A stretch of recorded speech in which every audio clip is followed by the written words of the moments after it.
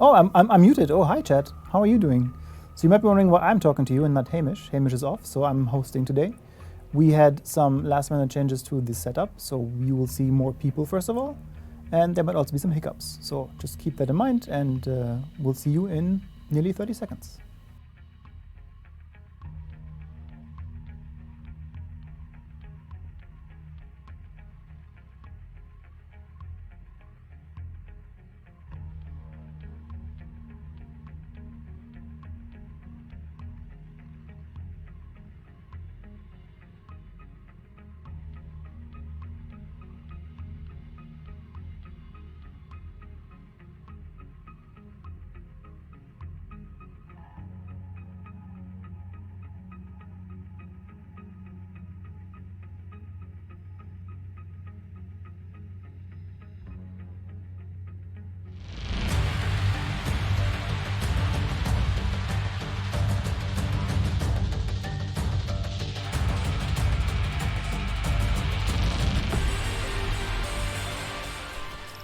Hello and welcome to State of the Game 151.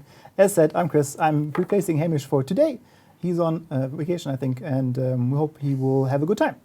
I have a lot of people with me today, and we'll switch over to the right view especially. We have 3 people. How are you guys? Yeah. Doing well. Pretty good. Yeah. So there's so many of us that are so excited to come and talk about the game Exactly. that we have to make extra space, and I even have to have one of these weird microphones. So Just wait until next week when there's 5. Yeah, we're just going to incrementally I'm just increase every week now. Yeah. That's how we do it, right? I had forgotten that I would be on the show today, so I'm not wearing my skirts, my traditional skirt. I'm very sad. That is sad. Cool, we have a lot to talk about, so we can jump right into the priority alerts. Woohoo! Cool. So, as you might know, we had in maintenance on a Tuesday. We fixed some things there. We had some blueprints that were not dropping from control points, or in general were not available, so we fixed that. We also did some backend changes to have some server crashes being fixed, and then we also had the Restorer Hive that was not working, and we've seen a couple of people talk about healing. So this should be one of the things that has been fixed. If you see anything else that is on healing specifically, let us know, and we'll have a look at that. Additionally, we have an unscheduled maintenance coming tomorrow, and it's a different time, so please bear with us. It starts at 10 a.m. CET, and is planned to go for 1.5 hours, so it's a little shorter. We have time zone changes, so I have to look at this. It starts at 5 a.m. EDT, which I think is daylight saving times for the Americans. Great question. You're looking at me. That'd be Say Eastern. yes. So It has been daylight savings time. It's just EST, man. Okay. No, now it is EDT because they just changed. It's Eastern Standard Time. Okay, cool. It's just Eastern Standard Time. just say yes. Yes. Yeah. So yeah, Yeah. it's 5 a.m. Yeah. EDT, and then Chat will, without a doubt, correct me that Yes. that I'm wrong. TVs but I'm when I pretty was sure it's growing up EST. said Eastern and Central, so Perfect. what do I know? So to reiterate, it's 10 a.m. CET, and then 5 a.m. EDT and 2 a.m. PDT if my Google skills are not leaving me. We're fixing some things that you have reported. For example, that the NPCs are not dropping crafting materials. Nikki has fixed that, and that's going out tomorrow. And we also have the clans and friends lists that have been a little bit jumpy and not working properly. That's also going out in the maintenance tomorrow. So you should hopefully see a great improvement in there so that you can select your friends again and not have issues with that. And then additionally, we also have for those that are doing legendary missions, the Capitol building had a progression blocker where the secure the area mission objective wasn't updating, and that will be fixed tomorrow as well. So again, maintenance tomorrow. We'll fix a bunch of things last week as well, but we're continuing our work. The guys here are also helping out with that, giving us a lot of input on when fixes are coming in and all that stuff. So it's been very quick for us, and we hope you guys get all the information from us. So if you miss anything, let us know. Cool. So what are we investigating? And I'm looking at Yannick as well because he is part of the investigation of these Part of the issues. investigation. There's a bunch of things we're looking at. First, I think we should say, because I see a lot of people in chat that are talking about difficulty and all these kind of Yeah. things. Yes. We're going to talk about that. Yes, Okay? we will So- talk about that. We're doing an intro where we're doing talking about all the things we are looking at the moment and all the bug fixing and all of that. But just so you know, we're gonna be talking about it. So bear with us. What are we looking at the moment? Amongst other things, I'm just looking at the list because there's a bunch. But yeah, Dark Zone Infinite Loading. Which camera? I'm confused now. This one. Hi. Dark Zone infinite loading is something that we're looking at because that's actually pretty annoying. We have matchmaking queues that can tend to be very, very long, which is also not great. We have some gear set talents that are also misbehaving. So every issues that you may have with gear sets that are not behaving the way they should, please do let us know. As usual, try to be as precise as possible in what is the situation, were you in a group, were you solo, what enemies were you fighting, all these kind of things. Any information helps us identify those and fixing those. So we already have a bunch of fixes that are coming regarding gear sets, but if there is more, please just do let us know.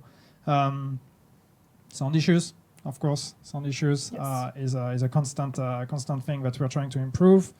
I'm keep going through the list, but you stop me when you want to, like. No, we can keep going. I also have one that is not on here, so that I know about, that Nikki just confirmed. Okay. Issues with reviving group members is also something we're looking at. Once again, that's something where we can use your help trying to report as precisely as possible when that happens. We have some elements to work with, but again, every report helps. Bounties with locations that are not accessible. That's also not great. But I know that's something We know about that one. The Federal Reserve is my nemesis. That's something you have experience with. So but yes, so cases where bounties are just inaccessible because the areas are actually locked. The Bloodsucker talent. Yeah, but yes. I don't know about actually. So cool, yeah. So Bloodsucker talent doesn't properly, it actually overly works. So it works in ways that it shouldn't be. When you use a skill and it just gets destroyed, you actually get stacks. Nikki just confirmed that we fixed it. So it needs another maintenance to have that out. It unfortunately didn't make it for tomorrow because we have to test these fixes and they have to go into different clients and server-side patches. So it's not coming out tomorrow, but it's fixed. So we have something for that as well. Want me to go on? Because you're talking now. I'm lost in all the That's points. fine. The prime target manhunt progress not working properly. We're going to talk about this in a second, and how that all fits together and doesn't fit together. And then also we have seen that season caches seem to be contaminated for Dark Zone players. That is not intended. You should just have items that are available to you. And then I also want to mention that we have seen reports from players that their season level doesn't increase when they play Dark Zone. We're going to look into that as well. Yeah, it absolutely should. Yeah, exactly. Vital. And you should not lose your double XP levels while playing Dark Zone and not getting season levels. That's right. So there was a lot of things that we are looking at. And we're also, I can add one, we're also looking into the tilted camera. Yes. So you know, the tilted camera. Which one? They're all tilted. I don't know. I see George and Ella running behind trying to fix the camera. Which one is tilted? Which one? Okay, well, this is wild. No. I also thought he meant in-game, and I was like, how can I make a Dutch angle on my game camera? I'll do this. We'll figure it out. We'll go forward. With all these things said, I just want to say, we have seen a lot of positivity around the game as well. People are enjoying their time in New York, and we love to see that as well. Like, you guys have been very positive, giving us the things that you love, because that also helps us. If you really enjoyed the manhunt fight, or like specific targets, or a keener, or these things, share them with us, because then we can in the future also include these kind of things in there. And I think it's really cool that we see so many new cosplays as well, and all these kind of things. So it's really been a great week, a lot of hectic and a lot of stressful moments as well for us. And we are definitely not satisfied with where we are at the moment. We can make things better, but it has been pretty good as well. We had a good time. It's still a fun video game to play. Exactly. Cool, then let's talk about the first topic. Let's see if we're going to go this way or this way. I think we're going to go with the seasonal manhunt first, and I think Trick can talk about this in particular. So, in general, what is the season manhunt target, and how should it work for you when you play in the season 1 right now? So right now, inside of Season 1, you have the first target, Neptune, has become available. They have 4 name zones, if you kind of count Roosevelt Island as a name zone. I meant district. District was the word I just said. Everyone heard it. And you have to take over all the control points in it. You have to take out their a bounty, a specific bounty inside of it. The one in West End has been giving me no end of trouble. And then you have to finally, after you've taken all the control points, bounties, and missions inside of those areas, Neptune shows himself. And so you can hunt him down inside of, I can't remember whether he's in West End or Foggy Bottom. It's in one of those two. He's a real bastard. You didn't tell me that beforehand. I tried to do it during lunch, and I didn't have a lot of success with that. Yeah, he's real rough, actually. So all of the rogue agents are. If you've actually run into the rogue agents who appear in other places, they're also all very, very good at making my my session come to an ignominious end. However, if you do actually defeat Neptune and you change global difficulty, it will reset all of Neptune's progress, but you will actually see inside of your interface there that it says replay underneath them. Any target that is in replay is not considered as blocking access to Jupiter. So every 3 weeks, a new target will be added to the world. All the old ones will continue until the end of the season. And if you've defeated all of those targets once, then you will have access to Jupiter's bombastic finale. Cool. And currently we're seeing players that are confused because they have done the bounty on Neptune specifically, and then it just says 0% on the progression. And that is obviously not correct. Yeah, it is. It's more the way that we're reading out that UI node. Essentially, that is just straight up a UI bug. If you've got a target in replay, they're dead. Good job. Yeah. You've done it. To just reiterate, if you go into the season menu, you look at the manhunt, you have the target Neptune, and then it should say below the portrait, I want to say that there's replay available. And you can reset it as often as you want and replay it as often as you want, because that's can be fun. And there's also rewards with the bounties, and you get XP for your season level and so on. Yeah, you also get a big chunk of change as far as XP anytime you complete one of those name zones. So it's very efficient to, hey, I'm feeling I can only handle normal. I'm going to set the global difficulty to normal. I'm going to wipe the whole thing out.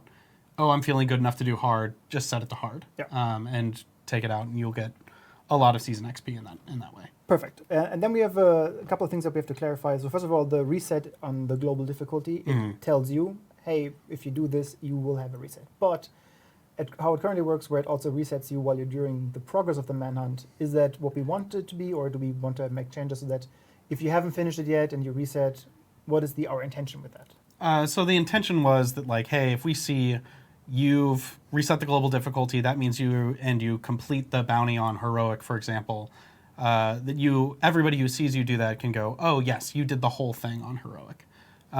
It was never the intent to reset it with changing directives, because those are just supposed to be gravy on top. They don't intend to work that way, but we're having a lot of issues right now with loading into and out of the world and losing the directives and that kind of stuff. So it's compounding that mistake happens where it resets the manhunt as well. Okay.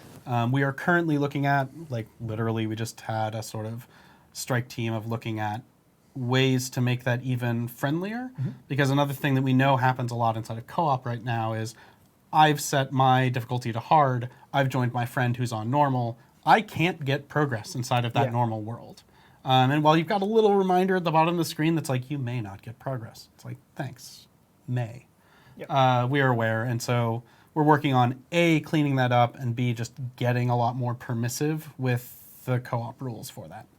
So just to also explain that, so if you are on normal, for example, and you join a friend that is on hard, that's totally fine, because you're doing it in a more difficult version of the world. Yes. But if you set yourself to hard and then join your friend who's on normal, that will not give you progress for the manhunt currently. Correct. So we have that cleared up. And then on the directives, I also want to say, like you mentioned it briefly, so currently the directives can reset if you're fast traveling or changing the world or going into your friend's place and then going back out into your own session. We know, and we're going to change that as well. It should be, as you told me as well earlier, always there. Like, it should save your directives for your own world. Yeah. If you've set your personal directives, if you're the host, if it is you're the world owner, your directives should be in play, and they should persist no matter how much travel you do. So you go to your friend's world, no directives are active because it's their world. You come back to your own, they're all back on again. Though if you're eager to play with directives and you know that it's resetting your manhunt progress and stuff like that, remember that you can set them freely on individual missions all you want. So that won't have any negative effects. So you can go into the mission settings either on the mega map or when you walk up to the little meeting stone at the start of it and interact with them there, and that has no risk of screwing up your progress in any way. Excellent. And then one thing that we talked about briefly is that also we want to change the UI and how the reset of the manhunt works in the future, so that it has a button that says manhunt. An explicit manhunt reset, yes. Yeah. But we're not ready to talk about the timeline on that, but I'm hoping to get it out soon because I care a lot. Yeah. So I think just to be really clear, because I see people saying, yeah, but it shouldn't reset when you're in the progress of the manhunt or whatever. We agree with you. This is not Yeah. something we want. Yeah. This is something we want to change to make sure that when you change your global difficulty, it does not affect the manhunt, or at least there is no case where you accidentally reset your manhunt by trying to change your difficulty for other things. So this is improvement that we're working on. We don't have an ETA, we don't have a timeline for it. But just to be clear, we agree. Yeah. This is the way it behaves right now is not great, and we want to change it. And related to that, right, is just the open world in general and resetting it, right? So that obviously is not happening as we intended either. And it's kind of a similar kind of issue with the kind of resetting of open worlds and changing difficulties and things like that. So there are some things that need to be ironed out there that we're looking at, right? Obviously, like Yannick said, it's an investigation, and then it's action, and then it's figuring out exactly when we can put that in. Ideally, it's as soon as we possibly can, but exactly when that is, we don't know yet. So that also applies obviously to the control points. That's right. There was some issues where I also misunderstood what you were trying to tell me and how we internally talked about this topic. So I just want to say, like, apologies that we sometimes don't hit the nail on the head on these kind of topics. Just to reiterate, the intention is that you can reset the control points with a global difficulty. That's change. right. The intention is that once you take over the open world, It stays. it's not always like that.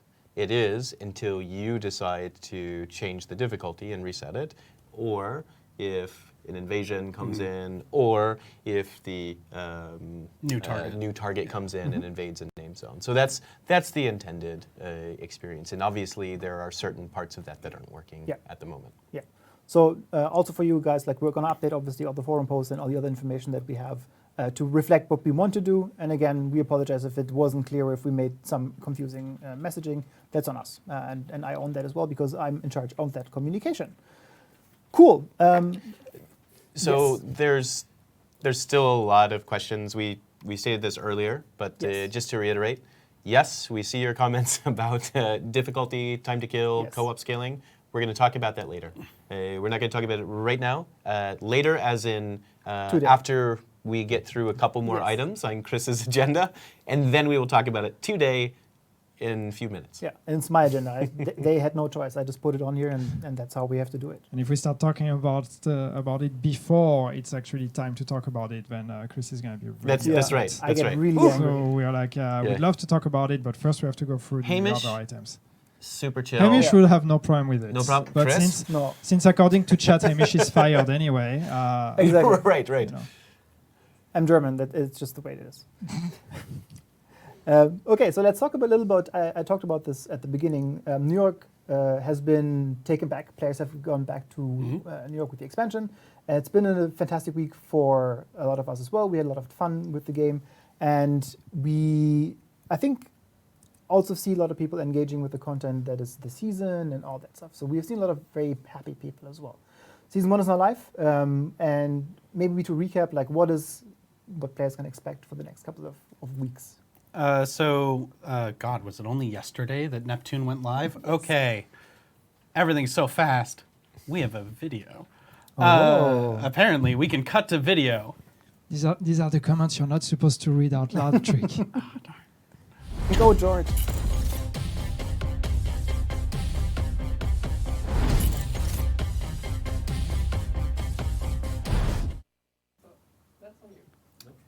That was a And cool we're video. back. That was on the video. It was not the video, but it was a video. Sometimes videos are good. The comment said we have a video. Yeah. So As said at the beginning, we're still working on the tech setup.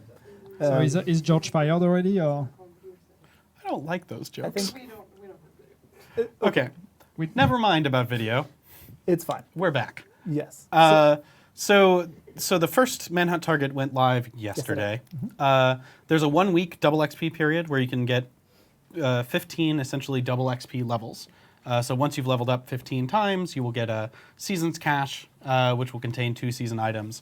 And that is what is going on this week. Next week, we go live with the first league. The first league focuses around activities that are included inside of Neptune's Manhunt.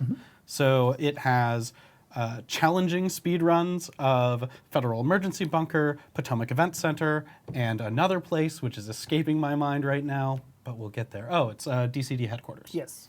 And then finally, for just the very hardest core of agents, there is a speedrun competition for heroic Roosevelt Island. Good luck, everyone. It's very, very hard. But then while you're doing those, you can also just simply, while practicing that, burning outcasts and a few other things that you do inside of missions will also increase your rank inside of the season. So if you find yourself doing practice runs and you're still not quite hitting, like breaking into the next threshold of your speed run, and you're testing out builds to get faster and faster on certain missions, you're still getting something out of that that will get you towards a cool patch related to the outcasts, I think called Outcast Splat, which is very strange. And then there's an exotic cache in there that contains a random exotic item. And additionally, the final thing is an actual backpack trophy for those that actually do very, very well in the league. Cool. The league lasts for 2 weeks, and that's the first week of it starts next Tuesday. Yes, and then sorry, I just want to before we move on there, like it's a little different than the Manhunt for now because the Manhunt has everything in the one overview. In the league, you actually have several different UI and menus in the league menu. Yes. So there's more to explore. So if you normally have been, looking at the season with the overview and all that stuff, there's more to explore and there's more challenges. Yeah, no, I just wanted to say, and you just said it, but someone in chat, I think Slick Riven, I think was the name, was asking what's a week. So for us, a week is Tuesday to Tuesday. Yeah, very important. In Division 2 terms, a week is from Tuesday to Tuesday. Excellent. And then also with seasons, we have global events that are coming after the league. Yeah, so in 2 weeks, we will have the first global event, Polarity Switch, saw which we've that. shown some Yeah. video of before. It is technically compatible with the leagues, so if you get very good at that global event, which you can, you actually become more efficient, which gives you an opportunity to essentially have a catch-up week with the league. But if you have trouble with it, you can also just opt out of the global event entirely, and you don't have to have them interplay with each other. But it is a wild ride to do them all at once. Excellent. And then we also have an apparel event. We haven't talked too much about it yet. It's already visible in game, so it is called Urban Jungle. And we should have a asset for the season pass claim reminder because it shows you the calendar. There you go. That's the calendar. First of all, it's now unredacted. I don't know if that's an English word, but you might have seen this before. So these are all the activities that you can see during the season and you can play them. And yeah, actually, that's a very good point as well. We have an exotic mask, and I also have an update for that because I asked this, because I was asked yesterday. So at season level 35, you get an exotic mask. It's Coyote's mask, I think it's It's called. pretty cool. Yeah. And I had a question like, what will happen after the season? Do I get it? Can I get it somewhere else? What if I don't have the perfect role? And Nikki confirmed to me that we will later on add it into the loot pool, likely from a NPC that might have the same name as the mask. So you might have a chance to Who get it could from that there. be? Yeah, who has that mask? I don't know. It's a riddle, Excellent. I also have a season 1 pass claim asset here that I don't know if Ella and George have. If so, as a reminder, the season 1 pass, the first season 1 pass is, or the season 1 pass is free. It's the first season pass. This is how you claim it. It might be a little bit hidden. There you can see you have to click it, and it's free for the first season. If you haven't done so and you're panicking now because you already have done 50 levels of the season, don't worry, it is retroactive, so you don't have to do the first 50 levels again. Once you claim it, you get everything that has been done already. And the first one is free, and I just want a reminder, the second season will be a purchasable DLC, I guess it's the word. It's going to be $10 or your regional equivalent. It's going to be 1,000, whatever. is the Premium name of the- credits. Premium credits. I liked that the account that video was recorded on had exactly 1, which is a strange number to have. Dev builds. Yeah. Yes. Somebody's gonna throw up the massive end. It is what it is. Oh, and there's the mask. Ooh. Oh my god. Yeah. I actually pretty have cool. not seen it. That's how It's pretty cool. yeah. So again, that's level 35 in this season, and that's in the free track as well. So it's not part of the season pass, even if you were, for whatever reason, to not claim your season pass, you would still get the mask for free. Just to clarify confusion, Ezio was asking season 2 is paid or season 2 premium is paid. No, it's the premium So the Correct. season Yeah. 2 pass is to unlock the premium reward track. All the season, the manhunt, all the activities, all of that is available if you're on Warlords of New York without any extra purchase. Just to be clear, it's just Yeah. a premium track with the extra rewards. Very good point out. Okay, that's for us for the seasons and the start. Again, if you have feedback on the seasons, especially what you like so far about the manhunt as well, it helps us quite a bit to do further season content for season 2 and 3. And we love to hear from you what you liked as well. But now we have a good topic for Drew, because we're going to talk about Hooray. the difficulty in the game. And Yes. we've seen a lot of comments. Yes. And I've sent you guys a lot of feedback, and the CM team has helped me a lot with that. Where are we at? What are we looking at the current moment? So there's kind of 3 topics to discuss, right? And bear with me, like it might sound like it's a little complicated. I'll explain, right? So the first thing is just the general difficulty balancing. So how much health and armor do our enemies have per difficulty level? How much damage do they apply? Difficulty level means normal, hard. Normal, hard, challenge, heroic, legendary.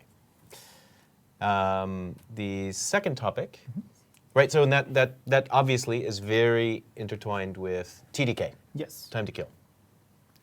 The second topic is co-op scaling. So behind the scenes, we do some scaling based on number of players, which touches armor and, health and damage, right? So those things obviously combine, which if you're thinking ahead, you might understand where I'm going. The third topic, which is actually unrelated to these things, is the Dark Zone TDK, Yes. right? So I'll start with the very quick and easy one, because we actually talked about this last week on Stay in the Game, which is the Dark Zone TDK. Currently, you might have noticed that it's a little quick. It's not the intention to be that quick. So it's something that we're currently still investigating and looking into. The plan is obviously to make it a little bit longer. Exactly how longer, I'm not sure. That work is still being done. Yeah. And we also want to say that in that case, A little it's- quick, as in like I think it's like 0.2 of a second. Yeah, if you're, exactly. Like you can just like kill yeah, it's somebody like, basically in half a magazine or something. And yes. our intention So is that's a little bit of an understatement on my part. yeah. Saying And a the little intention is that Yeah. obviously skill builds are still viable in the DZ as well. We want to make 100%. sure that it's not only about shooting each other. 100%. Yeah. Like the build diversity needs to be there. Currently, it is not, because that TDK Yes. is so low. And status effect is obviously something that we also have a look at. Like how does that apply to everything? How does it apply to 100%. everything? And that's all related, right? It's Yeah. it's all intertwined. It's a delicate dance. When that one thing, TDK, gets off kilter, everything else kind of breaks down. Build diversity breaks down, like skills, healing, like all of that stuff just breaks, right? So on the other end of the spectrum is the difficulty settings scaling and co-op scaling. in PV. Just so In that we give the PvE, cut. right? So this is completely different topic and a different problem. So instead of things dying too quickly, we're actually seeing things dying a little bit longer, in some cases a lot longer, Have you than seen the we would support like. station GIF? I have actually. I have, yes. So I'll start first with just the difficulty settings, right? So we have normal, hard, challenge, heroic, legendary. So currently, hard mode is roughly in line with where we want it to be. It might have a couple tweaks here or there, but it's roughly in line. It's not too far off. Challenge, where we ended up putting it, is where we thought it would be, where when we tested internally and with all sorts of things, we thought it was a good place. But we're seeing now that it's kind of in the wild, so to speak, we think it's actually a little bit overtuned. And the reason why we think it's actually overtuned is 2 things. Number one, when we balanced for challenge this time around, we said, let's balance it for a player who has basically almost a perfect build, like a really great build, maxed out core attributes, etc. The right? God roll build, basically. Exactly. But I think what we weren't really considering was that really limited the build diversity, right? And we still really want lots of build diversity in challenge, and it's really limiting it to basically people running all reds. Yeah. We don't want that. So it's very likely that we're going to be adjusting challenge down a little bit.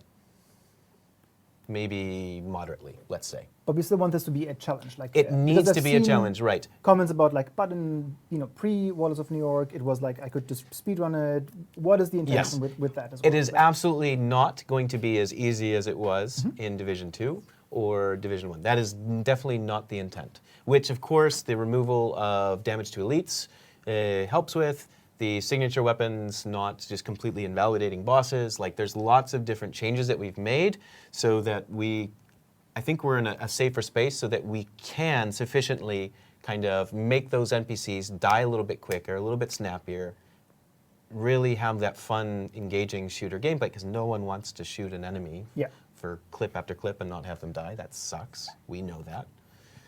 And also the incoming damage as well, to that not be so high that you can't build a blue build and feel like it's worthwhile, right? So that's where that is. Now, I said it was 2 parts, because the other complicating factor is co-op scaling. So when we just take a step back to clarify for everybody who's listening and watching, Yeah. this will also affect solo players. So if I'm a solo player and I'm That's right. struggling currently, That's right.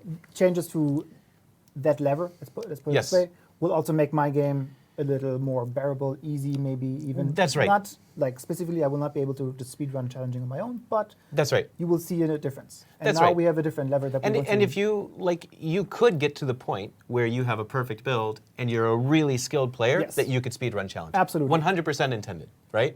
But that's not for everyone.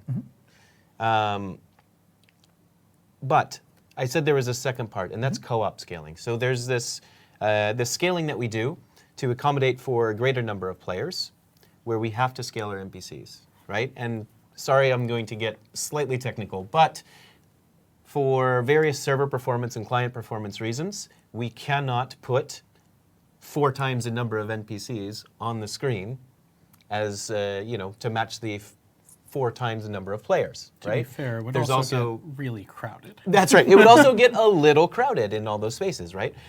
So what we do behind the scenes is we scale enemy damage output, because the NPCs focusing on the player are actually fewer in number, so we need to make them count a little bit more. So It's they're not a more lethal, huge right? increase, but they are a little bit more lethal. Yep. And then on the other hand, we also make them endure a little bit more damage. Now, it's not that noticeable with red bars, because they only get a kind of small increase, but what we do is we really increase it a lot for the elites and the named enemies. And that is because they are the natural focal points on the battlefield. But currently, that's overtuned. And so what we're seeing is, especially, all of them are a little overtuned, but especially the named and elite NPCs in especially 4-player and 3-player groups, they are spongier than intended. So you get a compounding effect, though, between challenge is already a little bit overtuned, plus the co-op scaling is overtuned. They combine, and then all of a sudden it's a big problem. It kind of goes back to the one tiny little thing being off, which is the TTK at its base, and boom, we have all these compounding effects. So I know that it probably could feel a little bit scary, to be a player and play challenge mode right now with 4 players and be like, whoa, this is like so hard. Yeah. It's actually a little like it's something that we're working on, and we think that we can do a good job fixing. Now to go back, Yes. heroic, we really want to be a challenge to all players. So maybe we'll adjust it slightly, but we really want to make sure that that is hard, because we know there's lots of players who really want that super difficult experience. Heroic is not for everyone. Challenge gives you amazing loot, or it should. Maybe there are cases I know of purple drops when there shouldn't be purple drops, etc. But heroic needs to be there for the people that want that super hardcore difficult experience, right? But there's maybe some tweaking. Now keep in mind, those co-op scaling changes are going to also affect heroic. So if you're having trouble right now in heroic 4-player and you're not having trouble in heroic 1-player, after we make these changes, you won't have trouble in heroic 4-player if you're not having trouble in solo, right? So those are the Those are the kind of the changes we want to Yes. make. And also legendary, we also don't really want to touch too much because we're, again, that's like the most hardcore of hardcore experiences. If you don't like legendary, that's okay. Like it's really for, you know, a very, very select group of players that really kind of want punishment in a way and are like are truly, you know, kind of spectacular. Yeah. I think what's really important to say, and I mean you see reactions in chat on the on both ends of the spectrum, but I think we are very happy that difficulty is actually back in a Yes. way in Yes. the game, and that's something we That's a good wanted point. with Warlords of New York. We before Warlords of New York, we talked about it. You know, you could with a decent build, not even a fully optimized build, you could breeze through challenging without really much difficulty. Yeah. And that never really was the intention. So we're very happy to see that difficulty is back, and we don't really want to compromise that vision too much because we still want to challenge the players. I see people in chat that are saying that challenging is already easy to them. So there's no point in making it easier. But it's like if it's too easy for you, then challenging is not the difficulty you should Yeah. be playing Yes. at. And then just go test yourself at heroic and legendary. This is Yeah. where you should be, and that's great. And we Yes. don't want to necessarily make these much easier for you, especially if you're a solo player. What we talked about, the solo experience, is especially true for challenging difficulty and things like that. Heroic and legendary are really the ones for group. But still, there's a point where it just becomes frustrating for everyone when you reach the bullet sponginess point, even in heroic and legendary, where then Yeah. it's just emptying mag after mag after mag. It's not fun for anyone. So that's the part we want to address. But still, we want to keep the difficulty because that's where the game is fun. We're seeing also the time that enemies take to kill you. Is that something that we also can address with these levers, or are these more specific things? So that's absolutely. So I mean, there's a couple different kind of avenues here. Like, so there are specific NPCs that are causing some difficulty spikes, right? And so those will be kind of dealt with on an individual basis. So let's say, give an example, the Warhound with the minigun. That was actually my example too. Crazy how we had the same example. Yes. So, and I know work has already kind of been done on that. Yes. And then the changes that I was talking about as well do affect the time to be killed, right? Which again, like I know I've already said this, but I just want to make it super clear that because of the kind of compounding effect that this has, Yeah. it's making it so our build diversity is lessened and like it's favoring red builds. We know that, right? And so ideally, by kind of getting this in order, you're going to see an increase in build diversity again. And you're going to see skill builds and defensive builds be more viable. Or even like, even builds, like a 2-2-2 kind of build could be more viable than it is today. Excellent. So then we have different things that we want to do. We have different levers that we can address. We do changes to certain units or enemies, as what do you want to look at it. And then we have things that will help solo players and also co-op players. When can we expect that? This is obviously not going to be something that you can do overnight. It's not going to be something that we don't want to test because, as I think we talked about this, we don't want to go into one direction where then suddenly heroic is so easy that you can run it with 4 people that are naked. That's right. And technically, right, like, and Yannick can probably give more details on like actual timeline, but I just want to kind of explain why it's not just hey, we made this change today and we can Yes. get it in. These changes do require updating the server and the client in And order I to do learned that. something today that in our meeting that we had earlier, where we talked about updating the health, for example, for NPCs. Yes. Where if we didn't update the client, you would shoot an that's enemy client. and it Yeah. would die, and the health bar would still be there. That's right, because the client is the thing that runs the UI. That's what you see, right? And it has its own information that matches what's on the server. Yeah. So if we change what's on the server without changing what's on the client, then you're going to get this mismatch, and you're going to see enemies dying before their health bar Yeah. is emptied, and And that would also all be sorts super of confusing, weirdness. right? Yeah, absolutely. Yeah, so I mean, in terms of timeline, it's of course it's as soon as possible. As we said, we probably need a client part, which of course tends to slow things down because these are not as easy to release as we would like to. One thing I think that's important is also we might take a bit more of an iterative approach to it. So since we don't want to push things too far, Yeah. we may go in like more than one change, or how to say that, more than one batch basically, where we change things a bit, we tweak them, we see how that goes, then we do another change, just to make sure that because the last thing we want is, as we said, dial the complete opposite way then we make everything too easy, and then there's really no coming back from that, because then making stuff harder is never fun for anyone. Yeah, that's right. So good yeah, point. it may be, depending on the solutions and how the work goes, that we actually release all these changes separately from each other, or just one at a time to see, or at least some of them, and then do more changes. So once we do those changes, please, it's very important for everyone to then go out there, play again, test everything, like tell us how it feels, and then not take that for granted that this is the final version and the final balancing, right? We may still keep iterating on it. Yeah. I see a couple questions about the raid. So the raid is actually balanced completely differently. Yes. So this issue would not affect the raid at all. But we still have the people that are working on the raid in on these discussions as well. Yes, I mean, so they're still, yes, Yeah, good point. So they're just so still that- working yeah. on balancing the Exactly. raids, but this particular thing would Yeah. not affect the raid. Just because, like, I know that people are always so concerned, like, oh, you know, you did this, and then somebody else didn't know, and then that caused an issue or whatever. It's like we do keep each other in the loop, Yeah. and especially on the raid, because we know how important it is for our players to be a good experience. We definitely have that in mind as well. Yeah. Excellent. And then on that topic is also, because I saw the question earlier as well, about the loot quality and how different difficulties in terms of loot drop. We are discussing that as well. We are looking into some of the things. We talked to Nikki earlier. So if you, for example, are playing challenging already and you see purple loot drops from NPCs, so from enemies, please send us a screenshot or a video of that happening.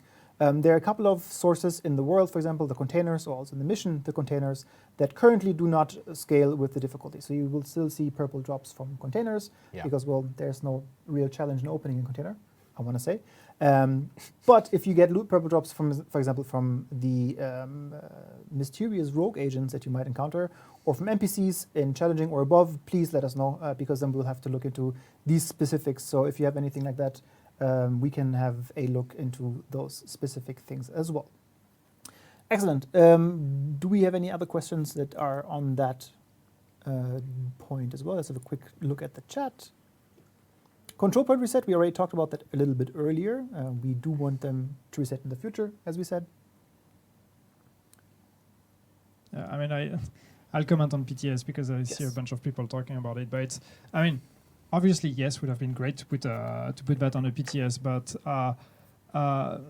you know, with an expansion as big as that, it would have been very hard to put just one part of it and say, okay, please test that, especially without spoiling the rest of the content. So that's just an equation that was impossible for us to solve without, you know, delaying even the release of this expansion. And it was important for us to get it out.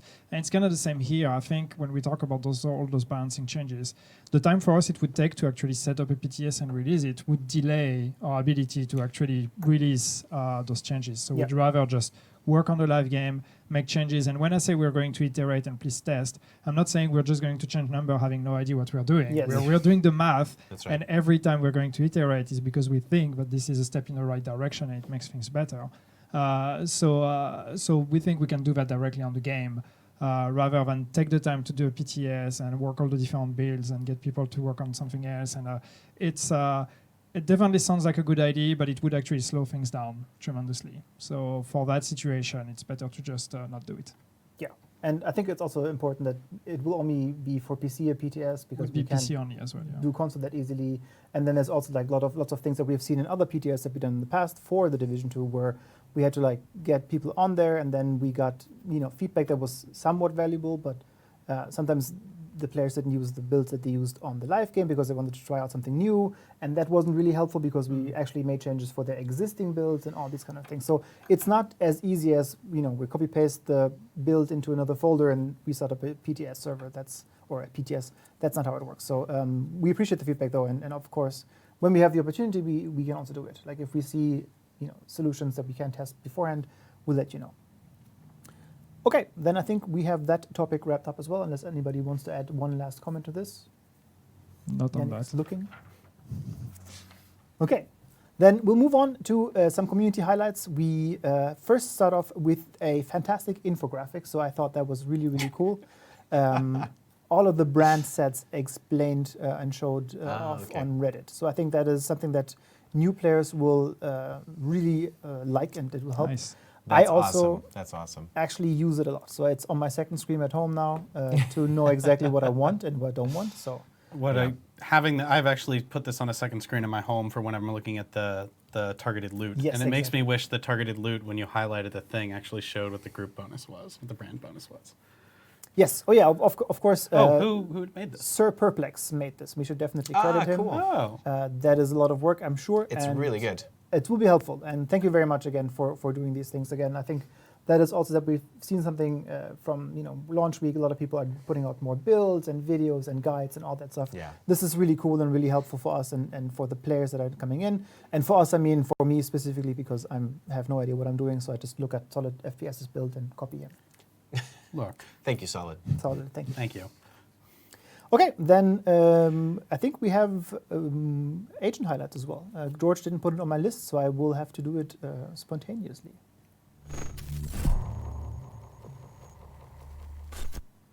That's still us. So That's still us. Wow. that's a pretty cool. Beautiful. Oh, We're agents. Oh, wait, what is this?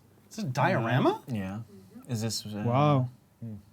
I like how That's everybody's super cool. leaning forward. Yeah, I mean, Yeah. we have a Yeah, very, I'll lean back. small. It'll be, I mean, it's not a small screen, but it's. That's a specific that looks mission. really That's one of nice. the ones from the first game, I thought. That's Trainyard. Trainyard, yeah, which We is- had a different name for it. That was not Trainyard was our development name. I was thinking Yeah, Brooklyn I'm sure it something. has Hudson a Yards? it has a Hudson fancier Yards, name. maybe. Yeah. We don't ever use internal names on the show, can we? Never, Never, never done never. it in my whole life. Nope. Yeah. Next up. Oh my Oh, god. no, it no. moved. Oh, there's a video. Oh, That's nice. awesome. This is super cool. Oh my god. Look How at it cool. go. I'm reminded that a lot of people in my family make model trains. And this is a very good model train. So we have model train expert Trick here that's approving of it. So That's Damn right. I have a new title. Update the Chiron. How cool. Oh, Okay. Nice. Nice. that does remind me of some work that I've seen here in the studio as well. doesn't give you much space for playing though. Yeah. No. No, yeah. it looks really tough to operate the keyboard. I also have to say, single monitor. I can't go back Yeah, to single monitor after that's two true. monitors. It's super cool though. It's really really cool. I, like all the love the details, the yeah. corkboard behind with yeah, the. yeah. It's so cool. Having had my computer catch Very fire, cool. I'm also very happy to see the fire extinguisher there.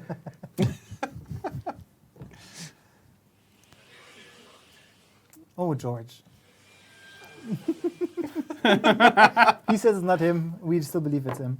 I think that's it for today. Thank you very much for everybody who was sending things into hashtag Agent Highlights and those that we've shown today on the show. It was the train still is like my highlight for today for sure. Yes. Thank you very much, guys, for coming on. I think it's great that we had the chance to have all three of you on, even if we had some table management to do and everything like that.